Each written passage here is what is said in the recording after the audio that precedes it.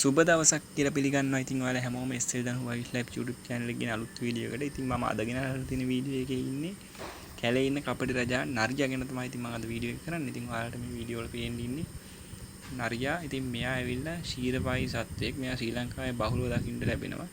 ඉතින් මෙයාලා කුඩා කණ්ඩායම් ලෙස තමයි ජීවත් වෙන්නේ. සර්වභක්ෂක සත්ව විශේෂයක්. එයාලා ආහාරයට ගන්නවා කුඩා සතුන් පළතුරු පෙලක් වෙලාවට එයාලා ආහාරයට ගන්නවා.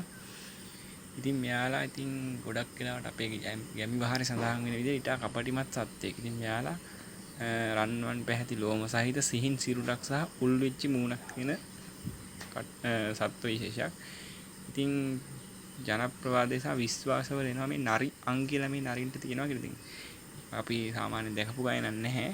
ඉතින් මේ සත්වයින් සාමාන්‍ය රාත්‍රී කාලේ තමයි ගොඩක් ක්‍රියාකාරී වෙන්නේ. ඉතින් මෙයාලා මිනිස් ජනාවාස ආශ්‍රිතව ජීවත් වෙන්න ගොඩක් වෙලාවට මේ හුරු වෙලා තියෙනවා. ඉතින් ඔයාලා ගමෙත් නරි ඉන්නවනම් ඔයාලත් නරි මේ විදිහට දැක්කලා තියෙනවනම් පහලින් කමෙන්ට් එකක් දාන්න යන්න. ගත්ත ෆොටෝස් තියෙනවනම් ඒවත් කමෙන්ට් කරන්න. මේ වීඩියෝ එකකින් ඔයාලා මොන හරි දෙයක් ඉගෙන ගත්තා නම් තව කෙනෙක්ට බලන්න ෂෙයා කරන්න.